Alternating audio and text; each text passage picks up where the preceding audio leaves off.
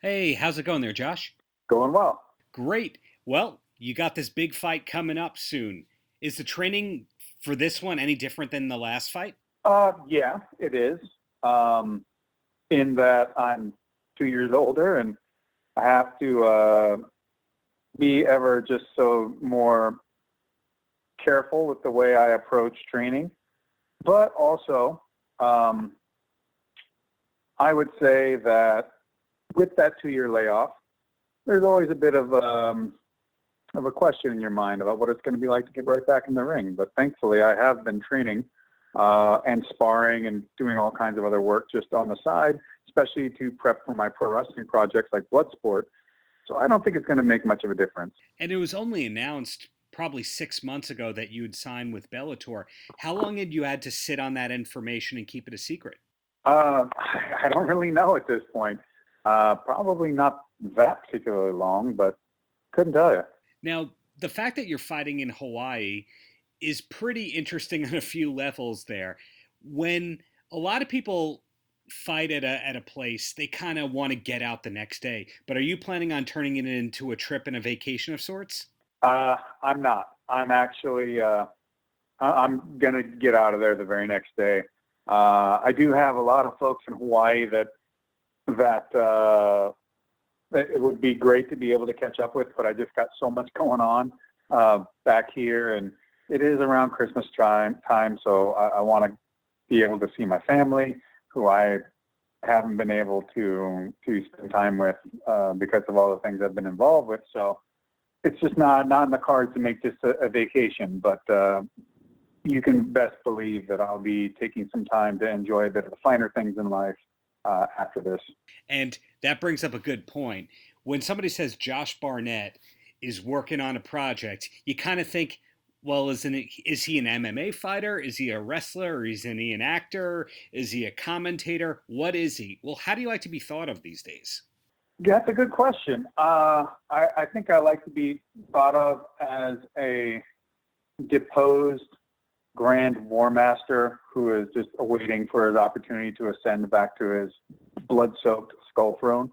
That is a fantastically metal answer right there. Has heavy metal always been a part of your life? Always. But I am everything that I do and then some. I live to go out there and create, to experience life, to do as much and grow in as many ways as possible, and to find the opportunities to challenge myself and whatever opportunities lie ahead. And of course, there's nonstop training that's needed for a fight. But when you're doing a commentating job, what sort of training do you do for that, or preparation rather? I don't really, I wouldn't say that I train for it, but it just depends on what they're asking. And with professional wrestling, or there's usually a lot more background information and other production stuff that needs to get put out there, especially if you're moving the next events forward as well, advertising, what have you. But even when it comes to doing broad commentary for fights, there's still an essence of that. But the biggest thing is I feel like commentary should accentuate whatever it is you're watching. And so I try to make sure I just get as much rest as I need, have as clear a head as possible, and be in the moment with what's happening so I can impart something clear, concise, to the point, and also help express not only what you're seeing there, but some sort of mood and feeling about what you're watching, be more involved. Well, on a less serious note, I'd imagine you're the only person on the Bellator roster who's worked with both Black Dynamite and Steven Seagal. But who were the people that inspired you to take up fighting in the first place? My dad was a big, I would say, inspiration towards fighting, just in a general sense. But Fred Sato, rest in peace, is who really kind of got me. He's who got me on my martial arts journey. And then seeing things like professional wrestling, being on the wrestling mats, seeing something like The Ultimate Fighter, and litany of martial arts movies, all sort of coalesced into this desire to put these skills to work. And then having people like Jim Harrison, Haru Shimanishi, Matt Hume, and Eric Paulson, and Billy Robinson, and Carl Gotch, and Antonio Inoki, and then going on and being mentored and being given time and attention and mentorship from these kind of people. It's just, you can see their own careers and watch them in and out of the ring and in and out of the gym, and then draw upon that and know that by being a part of that journey, that lineage, that extension of that, you carry the flame. I cannot dispute that one either. So looking at your career, I can't think of anybody else who really straddled the line between MMA and wrestling before you. Maybe in Japan you can argue that, but nowadays it's the commonplace to see wrestlers trying to get into MMA and vice versa. When did you realize it'd be okay to try and make that distinction that you could do both? Because again, I can't think of anyone who did it before you. I never had any doubt in my mind, to be honest, and it was just simply a matter of open the door and I'll go through it.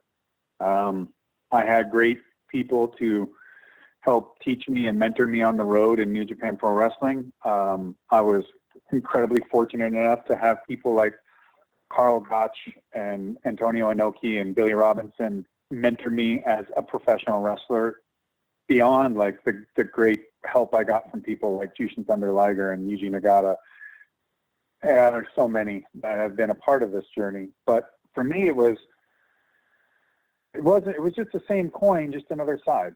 So it didn't seem unusual to me at all, but I was always aware that it was not something casual or typical. And going on tour for 3 weeks at a time on the road, training every day on the road, and then maybe 3 weeks, a month after, already have a fight lined up and go into the ring and do an MMA fight. So, I did that for years, and I don't think anybody else in recent memory that I can think of has done such an endeavor as a pro wrestler, MMA fighter. But I also think that pro wrestling has a lot more to it than people understand. And so being an MMA guy or a boxer or what have you, you can go ahead and try to get into the world of professional wrestling, but there is no guarantee of your success. And it's much more difficult than one thinks. And before you mentioned that you have a lot going on, I believe that it's a multi-fight deal that you have signed with Bellator. Is there anything that you can tell me about your 2020 coming up? Well, for one, I'm going to have a whiskey released on the market from me and Cespa Creek Distillery. I don't have an exact date yet, but I promise this is not run-of-the-mill celebrity whiskey stuff where it's all been watered down, figuratively, to have a broad palate. This is serious stuff. This is all going to be cask strength. It is single barrel. It is smoked. It is going to punch you in the face, but it is full of unique and very complex flavor profiles. And it's also got some of these things that you are going to be more accustomed to as a whiskey drinker as well. But it's a full meal deal, man. It is not, it's not some mass market, it's whatever, but I could buy anything kind of stuff. Beyond that, I'm looking forward to more acting. I just wrapped up Outlaw Johnny Black with Michael Jai White just last month. And I have enough leeway and enough time on that Bellator contract that hopefully there's more than just Ronnie Marks that wants to get in the ring with me while I'm still around and kicking. In closing, Josh, any last words for the kids?